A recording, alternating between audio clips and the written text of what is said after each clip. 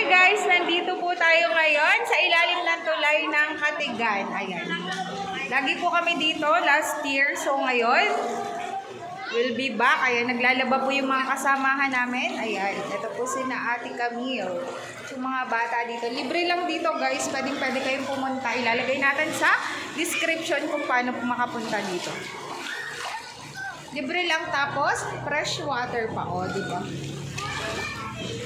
May hanging bridge po doon, ayan. Ayan po, parang swimming pool siya, o. Ayan. Tapos meron pang magandang ilog doon sa dulo. Pag naglalaba kami, dito kami pumupunta. Pag magsuswimming doon sa kabila. Ayan. Si Ate Camille, si Agua, at si Margaret. Ayan, o, may mga bata din dito.